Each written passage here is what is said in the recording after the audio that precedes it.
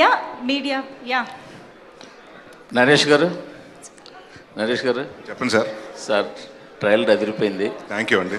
Sir teaser బాగుంది, పాటలు రెండు చాలా బాగున్నాయి. మీరు అన్నట్టు లేటెస్ట్గా వదిలిన మాంటేజ్ సాంగ్లెట్ కూడా చాలా బాగుంది. ఇప్పటికీ లూప్లో అలాగా తిరుగుతోంది. సో ట్రయలర్ అంచేది ఇంకా అడగడానికి వెళ్ళలేదు. మీరు అన్నట్టు ఒక మంచి హిట్ కొట్టబోతున్నారు. Advance congrats sir. Thank you sir. Thank you అండి. Thank you sir. So director గారు కూడా తెలుసు సార్. నా క్వశ్చన్ రాజా గారికి సార్, ఈ సినిమాలో ఏమో కానీ బయట బచ్చల మళ్ళీ మీరేనా? బచ్చల మళ్ళీ ఏం కాదు సార్, తునిలో ఉన్నాడు. కాదు సార్, సినిమా పుష్ప అంత పెద్ద హిట్ అయిపోయింది, ఎందుకు ఇప్పుడు రావడం, తర్వాత రాండి కొద్ది రోజులు ఆగండి అన్న కూడా ఎవరి కోసం తగ్గాలి, ఎందుకు తగ్గాలి అంటూ మూర్ఖత్వం బోర్డర్ దాటేసి 20 వచ్చేస్తున్నారు కదా. డెఫినెట్గా సార్. సో అందుకని బచ్చల మళ్ళీ మీరేనా కాదా అని. బచ్చలమల్లి కాదు సార్, నాకు ఈ సినిమా మీద ఉన్న నమ్మకం, క్రిస్మస్కి పెద్ద హిట్ కొట్టబోతున్నాను కాన్ఫిడెన్స్. అండ్ మీరే చూసారు కదా, వచ్చిన పాటలు ప్రతి బాగుంది, టీజర్ బాగుంది, ట్రైలర్ బాగుంది. నాకు నియర్లీ నా వాట్సాప్లో 20-30 మెసేజ్లు ఉన్నాయి. అవును, అందరూ అప్రిషియేట్ చేస్తున్నారు. బాగుంది, మంచి డేట్ సార్. క్రిస్మస్కి ఇప్పుడు మండే హాలిడే, ట్యూస్డే హాలిడే, ఇవన్నీ కలిసి వస్తాయి. కంటెంట్ పరంగా ఎక్సలెంట్ కంటెంట్ సార్. కంటెంట్ మీద అసలు ఇంతవరకు లేదు. ట్రైలర్ అందరూ కూడా. అవును. డేట్ పర్వాలేదంటారా సార్? డేట్ పర్వాలేదంటారా? డేట్ డెఫినెట్గా 19వ తారీఖే రిలీజ్. మాది 20 కూడా కాదు, 19వ తారీఖు రిలీజ్ చేస్తాను. ప్రీమియర్ అంతే. మళ్ళీ ప్రీమియర్ సంధ్యాలు గట్రా వేస్తారేంటి? ప్రీమియర్ సంధ్యాలో గట్రా వేస్తారేంటి? ప్రీమియర్ చేస్తున్నా సార్, 2 స్టేట్లు అనౌన్స్ చేస్తాను. సంధ్యా థియేటర్లో వేస్తారా మళ్ళీ అంట? కుదిరితే వేద్దాం సార్.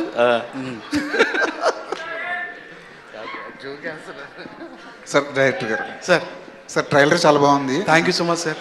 కానీ చూస్తుంటే ఎక్కడో ఆరాధన, చిరంజీవి గారి ఆరాధన కైండ్ ఆఫ్ మూవీలా అనిపిస్తుంది. ఆ సినిమాకి దీనికి ఏమైనా సంబంధం ఏమైనా ఉందా? ఏమైనా స్ఫూర్తిగా ఏమైనా తీసుకున్నారా అలాంటి? లేదు సార్, అంటే ఎక్కడో రాసేటప్పుడు ఆరాధన కూడా మీరు అన్నట్టు ఆ ఛాయలు కనపడుతుంటాయి సార్. ఎందుకంటే అది ఊర్లో ఉండే క్యారెక్టర్, అది కొంచెం మూర్ఖంగా మాట్లాడే క్యారెక్టర్ కదా సార్, పుల్లిరాజు క్యారెక్టర్.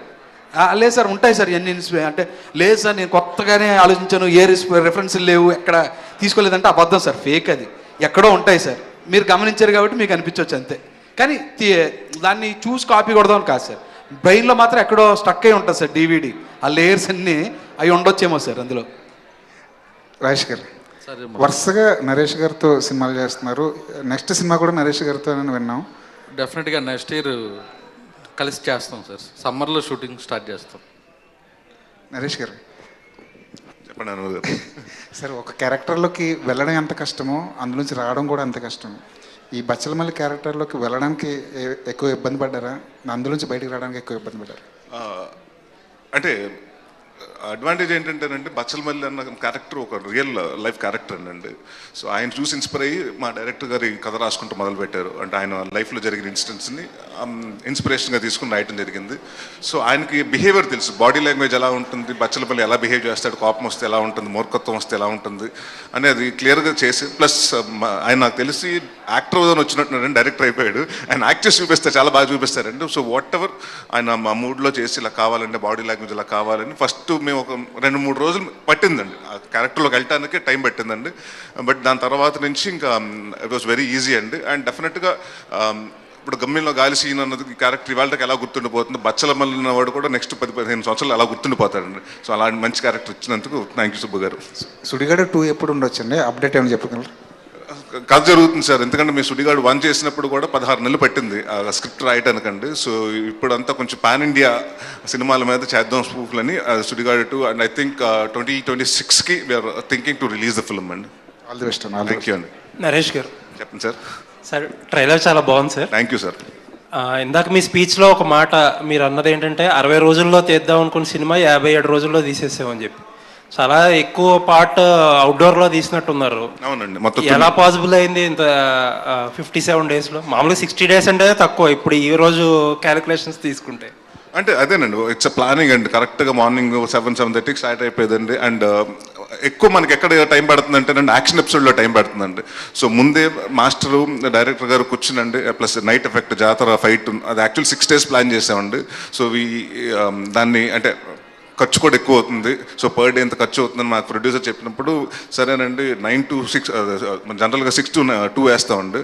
సో మేము 6 to 6 చేసుకుని ఒక 6 days కంప్లీట్ చేయాల్సిన వర్క్ 3 days అలా తగ్గించడం అండి. అండ్ ఇక్కడ ఇట్స్ డెఫినెట్గా మా క్రెడిట్ ఏం కాదండి, అసలు యాక్టర్గా మేము రెడీగా ఉంటాం. లైటింగ్ అండి మనకి బాగా టైం పెట్టింది. సో ఆల్మోస్ట్ అన్ని ఇక్కడ మీ షాట్ జరుగుతున్నప్పుడు నెక్స్ట్ షాట్ కూడా లైటింగ్ ప్యారల్గా జరుగుతూ ఉంటుందండి. సో ఆ ప్లానింగ్ తోటి అంటే డైరెక్టర్ గారు కెమెరామెన్ కోఆర్డినేషన్ వల్ల అంత 3 days మేము ప్రేయర్గా చేయగలిగామండి సినిమా. సో రాజా గారు కొద్దిగా బడ్జెట్ మిగిల్చారనమాట. ఖచ్చితంగా పెట్టించామండి. బట్ డెఫినెట్గా మాకెంతైతే అంటే ఎవరు ఏ హీరో కానివ్వండి, ఏ డైరెక్టర్ కానివ్వండి, ప్రొడ్యూసర్ని ఎక్కువ ఖర్చు పెట్టాలని అనుకోడు, తక్కువ మన అనుకున్న క్వాలిటీలో తీయాలి అనుకుంటాం కానీ.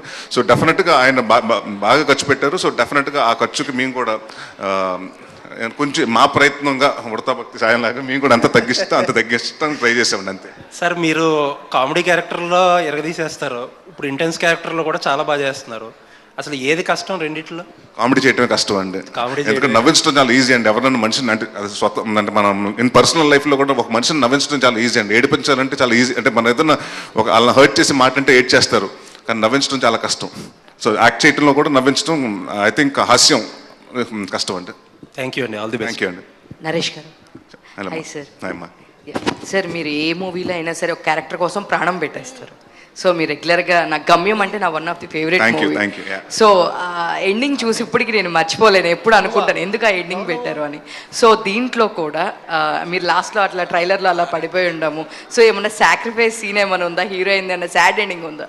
అలాంటిది ఏమీ లేదండి. ఇట్స్ ఎమోషన్ అండి. అంటే వాడు ప్రతి గొడవల్లోకి వెళ్తే మనం అంటే బచ్చలమల్లి అన్నవాడు నలుగురిని కొడితే అనంటే 10 మంది ఫైట్ జరుగుతుంటే 10 మంది బచ్చలమల్లిని అటాక్ చేస్తే వీడు నలుగురే కొట్టగలుగుతాడు. సో బట్ అక్కడ అంటే వీడు దెబ్బలు పడతాయండి వీడి సైడ్ నుంచి, బట్ దెబ్బలు కూడా తగులుతూ ఉంటాయి వీడికి.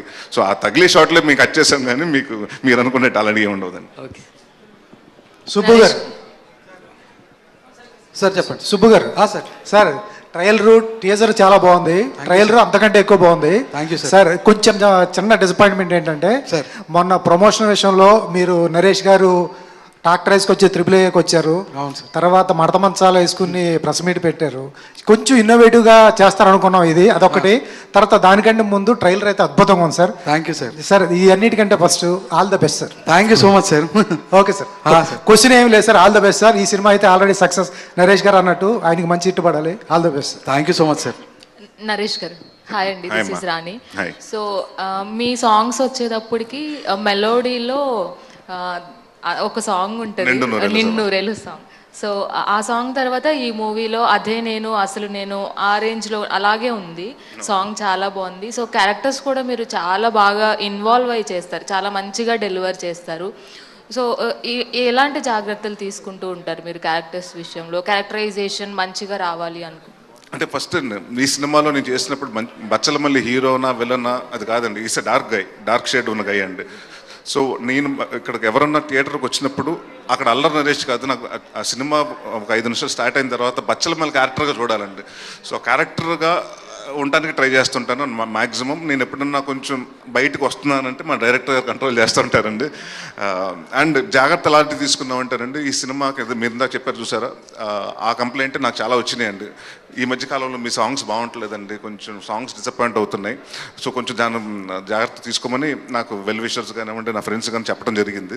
సో మీ ఫస్ట్ డిస్కషన్ కథ అంతా ఓకే అయిపోయిన తర్వాత విశాల్ చంద్రశేఖర్ గారు వచ్చిన తర్వాత నేను ఆయనకి మన సుబ్బు గారికి అదే చెప్పాను, సార్ ఈ సినిమాలో సాంగ్స్ అంటే ఏదో 4 సాంగులు ఒక సాంగ్ హిట్ అయ్యి మిగతా 3 సాంగులు కాదండి, 4 సాంగులకి 4 సాంగులు హిట్ అవ్వాలి.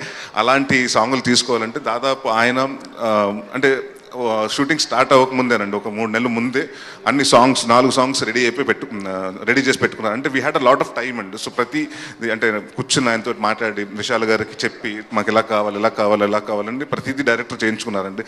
అండ్ చాలామంది ఏమనుకుంటారంటే హీరో చెప్తుంటారు మీ సినిమాలో మ్యూజిక్ బాగాలేదంటే మేమేం చేయలేమండి, డైరెక్టర్ చెప్పాలి. ఎందుకంటే వాళ్ళు ఇప్పుడు ఎండ్ ఆఫ్ ద డే వాళ్ళ ఆ ఎమోషన్ ఏంటి, సాంగ్ ఎక్కడ ప్లేస్మెంట్ ఉంటుంది, దానికి ఎలాంటి ట్యూన్ కావాలి, ఎలాంటి లిరిక్స్ కావాలని వాళ్ళు మొత్తం అన్నీ చెప్తారండి. సో బట్ నేను అదే సుబ్బు గారికి ఏదైతే చెప్పానో ఆ జాగ్రత్త పట్టుకునైనా డెఫినెట్గా మంచి సాంగ్స్ ఇవ్వాలని మన విశాల్ గారితో కూర్చుని బాగా చేశారు. సో అలాంటి విషయంలో జాగ్రత్త పడ్డామండి. ఇంకా బాడీ లాంగ్వేజెస్లో కానివ్వండి, ఎందుకంటే ఈ సినిమాలో ఆయన ఫస్ట్ నాకు చెప్పింది ఏంటంటే ఉగ్రం సినిమాలో చాలా స్టిఫ్గా ఉన్నారండి. అంటే అది పోలీస్ క్యారెక్టర్ కాబట్టి స్టిఫ్గా ఉండాలండి. Body language of police has to be that way. నాకు అలా వద్దు సార్, ఇటు తాగుపోతాడు, గొడవలు పడిపోతుంటాడు, సో నాకు లూజ్ బాడీ లాంగ్వేజ్ కావాలని చెప్పడం జరిగిందండి. ఎప్పుడన్నా మళ్ళీ నాకు ఆ స్టిఫ్నెస్ వస్తుంటే మళ్ళీ సార్ లూజ్ చేయండి అంటూ ఉండేవారు. సో అలాగ మొత్తం ప్రతిదీ ఆయన మైండ్లో పెట్టుకుని నా ఒక్క క్యారెక్టరే కదండి, ఇప్పుడు అమృత గారు కానివ్వండి అందరిది క్యారెక్టర్ని ఆయన యాక్ట్ చేసి ఎంత మీటర్లో ఉండాలి, ఏ మీటర్లో, అంటే ఆయన డైలాగ్ ఉంది, మూర్ఖత్వం బార్డర్ దాటేస్తుంది అని, అలాగా ఆయన బార్డర్ దాటకుండా మమ్మల్ని యాక్ట్ చేయించాడు. ఓకే, అమృత. సో నరేష్ గారి గురించి చెప్పవసరం లేదు, క్యారెక్టర్కి 100కి 200% ఇస్తారు ఆయన. సో ఆయనతో మ్యాచ్ అయ్యేటట్లు మీరు ఎలా చేయగలిగారు? సో ఏమైనా కష్టం అనిపించిందా మీ ఇద్దరి మధ్యన? అంటే సీన్స్ గురించి కాస్త చెప్పండి. యా ఖచ్చితంగా. ఎందుకంటే such senior artist also, actor also, నాకు ఎక్కడైనా నాకు ఫస్ట్ 2 days నాకు ఎప్పుడు కొంచెం కష్టంగానే ఉంటుంది. ఆయన ఇచ్చిన కంఫర్ట్ లెవెల్ కానీ అండ్ డైరెక్టర్ గారు ఇచ్చిన ఇన్పుట్స్ అండ్ వాట్ ఎవర్ క్యారెక్టర్కి ఎంత ఎమోషన్ మనం ఎప్పుడు ఎలా చెప్తారన్నది ఉంటుంది కదా, that I think you really feel it and you actually relate. And చాలా అంటే అండ్ మాకేంటి ఈజీ అంటే ఆయన కొంచెం యాక్ట్ చేసి చూపిస్తారు, అది మాకు ఈజీ అయింది. బట్ అదర్వైజ్ ఐ థింక్ నేను ఒకసారి ఆయనతో ఒక రిహర్సల్ చేస్తే నేను అక్కడ ఒక 1 take అంటే టేక్ చేయగలుగుతాను, లేకపోతే కొంచెం కష్టమే. డైరెక్టర్ గారు, సుబ్బు గారు, మీకు అమృత అంటే ఇష్టమా? అంటే మీ ప్రీవియస్ ఫిలింలో కూడా అమృత మీద లవ్ ఫెయిల్యూర్ సాంగ్ ఉంది కదా. అవును. మీ లవర్ పేరు అమృతనా, లేదంటే అమృతకి మీకు కనెక్షన్ ఏంటి? నేను లవ్ చేసిన అమ్మాయి పేరు అమృతే. సో అందుకనే అమృత గారు అమ్మాయి నన్ను లవ్ చేయలేదు బ్రో, నేనే లవ్ చేసా, మళ్ళీ ఆ కనెక్షన్ ఎక్కువ. ఓకే, అందుకనే అమృత అయ్యర్ గారిని క్యాస్ట్ చేశారా, లేదంటే ఆవిడ టాలెంట్ని చూస్ చేశారా, ఆవిడ బ్యూటీని చేశారా? టాలెంట్ చూసే. ఆ సినిమాకి అయితే మాత్రం అమృత పేరు పెట్టడం కారణం ఆ అమృతే.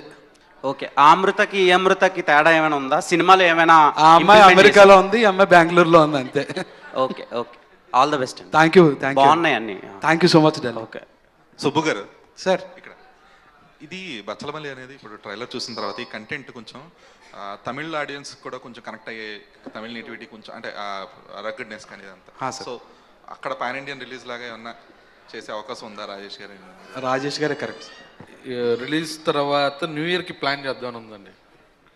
అంటే డబ్ చేసేసా లేదండి? ఆల్రెడీ నాకు ఎంక్వైరీ వచ్చిందండి, ఇప్పుడు అంత టైం ఉండదు, క్వాలిటీ రాదని నేనే ఆపి రిలీజ్ తర్వాత వారం తర్వాత అక్కడ పెద్ద డిస్ట్రిబ్యూటర్తో రిలీజ్కి వెళ్తున్నాను. నరేష్ గారు, నరేష్ గారు సార్, ఇక్కడ హాయ్ సార్, చాలా ఇంట్రెస్టింగ్ ఉంది ట్రైలర్. రియల్ లొకేషన్స్లో షూట్ ఎక్కువ జరిగింది కదా, తుని ప్రాంతంలో, సరిసరి ప్రాంతాల్లో. సో అక్కడ ఒరిజినల్ క్యారెక్టర్ కూడా ఉంది, ఎలాంటి క్యారెక్టర్? సో ఆయన్ని కలిసారు ఎప్పుడన్నా ఇంతకుముందు? అలాంటి వాళ్ళని ఎవరన్నా కొంతమంది కలిసి తీసుకున్నారు? అంటే బచ్చలమల్లి అన్నవాడు అంటే డెఫినెట్గా చాలామంది నాకు తెలిసి అంటే ప్రపంచవ్యాప్తంగా, నేను అనేది కాదండి, మన ఇండియానే కాదు, ప్రపంచవ్యాప్తంగా ఆల్కహాల్ అన్న వాళ్ళ మీద చాలామంది ఇబ్బంది, అంటే ఫ్యామిలీస్ చాలా డిస్టర్బ్ అవుతుంది. ఒక మనిషి, ఒక మగాడు ఎక్కువ మంది తాగేస్తే ఆ ఫ్యామిలీని సరిగ్గా పట్టించుకోదు, ఇలాంటి ప్రతి చోట ఉంటుందండి. సో ప్రతి ఒక్కరు రిలేట్ అవుతూ ఉంటారు ఈ క్యారెక్టర్కి. దాంట్లో ఇది కొంచెం బార్డర్ దాటేస్తున్నాడు. అండ్ ఇది బేస్డ్ ఆన్, చెప్పాను కదండి, ఇన్స్పైర్డ్ బై ట్రూ పర్సన్ అని. సో ఆ బచ్చలమల్లి అన్నాను కలిశాను నేను ఫస్ట్ షెడ్యూల్కి వచ్చినప్పుడు. 3 days అయిందని షూటింగ్కి. ఎవరో చెప్పారు నాకు తర్వాత వచ్చి, బచ్చలమల్లి ఇందాక వచ్చాడు, ఆయన మీద బేస్ చేసాం కదా అని. చూద్దాం అనుకున్నాను, ఆయన వెళ్ళిపోయాడు అప్పటికి. దాని తర్వాత ఒకరోజు డైరెక్టర్ గారిని అడిగి రమ్మన్నా. అంటే మనకు ఒక మైండ్లో ఉంటుంది కదండి, అంటే నన్ను ఊహించుకున్నారంటే అతను అంత టాల్గా ఉంటాడు, అంత ఇదిగా ఉంటాడని. ఈజ్ వెరీ, అంటే నార్మల్ హైట్ అండి, very average height and very lean looking person. But attitude మాత్రం అలాగే ఉంటుందండి. ఏంటి నాదే సినిమా నన్ను ఆపుతావేంటి, నేను ఇస్తేనే పర్మిషన్ ఈ సినిమాకి మేము ఆ టైటిల్ పెట్టుకున్నారు మీరు అని గొడవలు పడిపోయాడు సెక్యూరిటీతో. సో చూడటానికి చాలా ఇంట్రెస్టింగ్ ఉన్నాడు. బట్ మనిషి కంప్రెస్ అయ్యాడంటే ఎన్ని తగ్గినా కూడా, ఆవేశాలు అన్నీ తగ్గినా కూడా, బట్ లోపల బచ్చలమల్లి ఆస్టిస్గా ఉందండి. So it was like he's now happy. ఇప్పుడు మారిపోయాడు, ఆయనకి 2 పిల్లలు, very happy now. Okay sir. Subbu గారు సార్, హాయ్ సార్.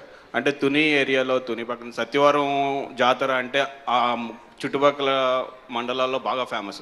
అంటే మీ చిన్నప్పుడు కూడా చూసాం. అవును, అదే జాతర. సో అక్కడ తునిలోని సోరవరం, సంచులకోట్లు ఇవన్నీ రియలిస్టిక్గా చాలా చేశారు. సినిమాలో కంటెంట్ వైజ్ చూస్తే రియలిస్టిక్ సీన్స్ ఎన్ని ఉంటాయి, టోటల్ ఉంటుందో లేదా సినిమాటిక్ ఎంత వరకు? లేదు సార్, అన్ని రియలిస్టిక్గానే ఉంటాయి సార్ త్రూ అవుట్ సినిమా. మొత్తం 100% రియలిస్టిక్గానే ఉంటాయి సార్.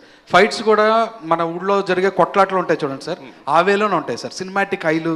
ఇంకోటి ఏంటంటే కథ కూడా సినిమా కూడా భూమి మీద ఉంటుంది సార్, గాల్లో ఉండదు. ఓన్లీ నేల మీద రూటెడ్గా ఉంటుంది సార్ సినిమా. కథ నేల మీద ఉంటుంది, క్యారెక్టర్స్ నేల మీద ఉంటాయి, అన్ని నేల మీద ఉంటాయి సార్. మీలో చాలా డిఫరెంట్ చూసినాం. అంతకుముందు సోలో బ్రతుకు నుంచి ఈ సినిమా ట్రైలర్ చూస్తే extraordinary. All the best sir. Thank you so much sir. Raja గారు సార్, సినిమాలన్నీ హైదరాబాద్లో షూట్ చేస్తే కొంచెం బడ్జెట్ కంట్రోల్లో ఉంటాయి. మొత్తం 57 డేస్లో 45 డేస్ అంతవరకు 3 షెడ్యూల్ 4 షెడ్యూల్ అక్కడే చేశారు లోకల్ ఏరియాలో. అక్కడ 2 షెడ్యూల్లే చేశారు. 2 షెడ్యూల్. ఆ షెడ్యూల్స్లో మీకు అంటే బడ్జెట్ కంట్రోల్లో ఉందా, లోకల్ ఎలా ఉన్నాయి అక్కడ సిచ్యువేషన్స్? సార్ ఈ సినిమా స్టార్ట్ చేసేటప్పుడే దీన్ని ఎలా తీయాలని ఫిక్స్ అయ్యాం సార్. బడ్జెట్ కాదు, క్వాలిటీ. దానిలో ఏం తగ్గించుకొని క్వాలిటీగా తీయొచ్చు అనేది ప్లాన్ చేసుకొని చేసాం అంతే. ఎక్కడ కాంప్రమైజ్ అవ్వలేదు. మీకు తెలుసు కదా ఈ సినిమా టెక్నీషియన్స్ అంతా ఎవరైనా అలాంటి వాళ్ళు ఉంటేనే ఈ సినిమా తీయాలి సార్, లేదంటే ఈ సినిమా టచ్ చేయకూడదు సార్. అది నా ఒపీనియన్. నరేష్ గారు this is Chandu, anchor from filmy looks. So first of all మీ సినిమాలతో పాటు మీరు చేసే క్యారెక్టర్స్ ఎప్పటికీ గుర్తుండిపోతాయి. అంటే ముఖ్యంగా చెప్పాలంటే గాలి సీను. సో అంటే మీ 1 లైన్ పంచెస్ కూడా చాలా బాగుంటాయి. గమ్యం సినిమాలో ఒకటి చెప్తారు, పులిబిడ్డ అంటే పులి మీ ఇంటికి వచ్చేదా మీ అమ్మాడికి వెళ్ళిందని చెప్పి. సో బేసిక్గా అలాంటి మెసేజ్ ఓరియంటెడ్ సినిమాల్లోనే అలాంటి పంచ డైలాగ్స్ ఉంటాయి. అండ్ ఇలాంటి సినిమాల్లో మాస్ ఇంకా అంతకు మించి ఉండాలి కదా. సో అలాంటి ఎక్స్పెక్ట్ చేసి వచ్చిన వాళ్ళకి ఎలాంటి డైలాగ్స్ ఉండబోతాయి? ఫస్ట్ అలాంటిది ఎక్స్పెక్ట్ చేసి రావద్దండి, ఎందుకంటే మల్లిగడ్డ మీద ఎవరినో జోకులు వేస్తే ఆడి మండిపోతుంది, పల్లెమని బీగుతాడు. సో ఈ సినిమాలో కామెడీ హ్యూమర్ ఉంటుందండి. వైవహర్ష ఉన్నాడు, ప్రవీణ్ గారు ఉన్నారు, హరితేజ గారు ఉన్నారు. వాళ్ళు అంటే మన ఇంట్లో చుట్టూ హ్యూమర్ జరుగుతుంటుంది కదండి, అలా ఉంటుంది. కానీ పర్ సే ఆఫ్ కామెడీ ఇక్కడ నవ్వించాలి, ఇక్కడ ఫైట్ అయిపోయింది, ఇక్కడ కొంచెం లైటర్ వెయిన్ సీన్ అయ్యాలి, కొంచెం ఆడియన్స్ లైటర్ అవ్వాలి, ఇక్కడ నవ్వించాలన్న ఆ ఉద్దేశం కాదండి. కథలో ఎంత పాసిబిలిటీ ఉంటుందో దాంట్లో ఉంటుందండి కామెడీ. దానికోసం అంటే మేము కామెడీని తీసుకొని అనుకోలేదు సార్. ఇంకోటి, సో బేసిక్గా ఆడియన్కి కానీ లేకపోతే యాక్టర్స్కి కానీ కొన్ని సినిమాలు చూసిన తర్వాత కొన్ని సిచ్యువేషన్స్ తర్వాత వాళ్ళ మైండ్ సెట్ మారుతూ ఉంటుంది. సో అలాగా అల్లరి నరేష్ గారికి ఎప్పటి నుంచి కథల విషయంలో మీ మైండ్ సెట్ మారింది అనుకోవచ్చు? అంటే ఎలాంటి సిచ్యువేషన్ నుంచి, లేకపోతే ఏదైనా సినిమాలు చూసిన తర్వాత ఏమైనా మారింది అనుకోవచ్చా మీ కథల విషయంలో? మహర్షి తర్వాత అండి. మహర్షి తర్వాత ఒక 6 months నేను వాంటెడ్గా బ్రేక్ తీసుకుని, ఎందుకంటే వరుసగా కామెడీ సినిమాలు చేస్తున్నాను, అన్ని వరుసగా కామెడీ. అంటే నాది ఏదైతే నా స్ట్రాంగ్ ఇదన్నారో అది అక్కడే నేను ఫెయిల్ అవుతున్నాను. సో దెన్ ఐ థాట్ ఎక్కడో నేనే మొనాటినీ అవుతున్నాను. దాదాపు 50 సినిమాలు ఒకటే పందాలో చేసుకుంటున్నాను. So have to come out of the box, I have to come out of that. ఏదో కొత్తగా చేయాలి అని ఐ టుక్ టైం అండి. అప్పుడే లక్కీగా నాంది అన్న కథ రావడం జరిగింది. నాంది చేసినప్పుడు కూడా భయం ఉంది, ఎందుకంటే అప్పటి వరకు మనం కామెడీ చేసాం. ఇప్పుడు సడన్గా సీరియస్ సినిమా చేస్తే ఆడియన్స్ ఒకేసారి ఎంత షిఫ్ట్ ఎక్స్పెక్ట్ చేస్తారా, అంటే యాక్సెప్ట్ చేస్తారని నన్ను చూడటానికి అని. ప్లస్ పైగా అప్పుడే కరెక్ట్ కోవిడ్ టైం అండి, 50% ఆక్యుపెన్సీలోనే రిలీజ్ చేయాలి. ఎప్పుడైతే ఆ సినిమా రిలీజ్ అయ్యి అంత మంచి హిట్ వచ్చి పేరు వచ్చిందో అప్పుడు కొంచెం కాన్ఫిడెన్స్ వచ్చిందండి డెఫినెట్గా. అంటే నన్ను అంటే ఒక యాక్టర్గా నన్ను అప్రూవ్ చేశారు. అంటే బిగినింగ్ ఆఫ్ మై కెరియర్లో నేను ప్రాణం కానివ్వండి లేకపోతే నేను సినిమాలు చేసినప్పుడు I was to establish as an actor. అంటే ఇతను స్ట్రెంగ్త్ ఏంటి అని ఎవరికి అంటే నాకే తెలియదు అప్పటికి.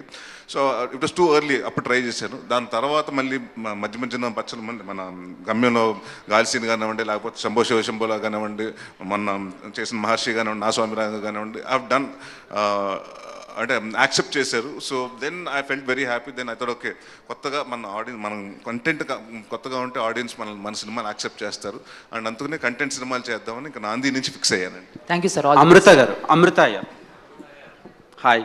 హాయ్. యాక్చువల్లీ జాన్లో హనుమాన్ రిలీజ్ అయింది. అది biggest blockbuster, one of the biggest blockbuster in TFI. And మీరు one of the big blockbuster going to be in December. Okay, అది కనిపిస్తుంది. సో ఫస్ట్ జాన్లో ఒక ఫిలిం హిట్ కొట్టారు and డిసెంబర్లో కూడా కొట్టబోతున్నారు. సో ఓపెన్ చేశారు, close కూడా చేస్తున్నారు. ఎలా అనిపిస్తుంది? బాగా అనిపిస్తుంది. అదే కదా అందరికీ కావాల్సింది ఒక యాక్టర్గా.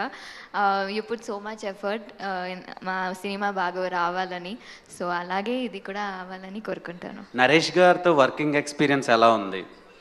చాలా ఒక లెర్నింగ్గా కూడా ఉండేది. And even till today I think I learn a lot from him, the way he carries himself. ఒక క్యారెక్టర్ ఎలా ఎంత బాగా చేస్తారు కనుక అన్నీ. So it was very good experience. Last 2 questions.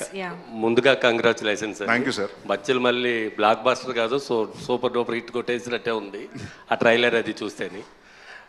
తునిలో మొన్న బచ్చలమల్లి వర్సెస్ తుని లోకల్ అని క్రికెట్ మ్యాచ్, ఆ ట్రాక్టర్ల పోటీలు ఇవన్నీ పెట్టారు.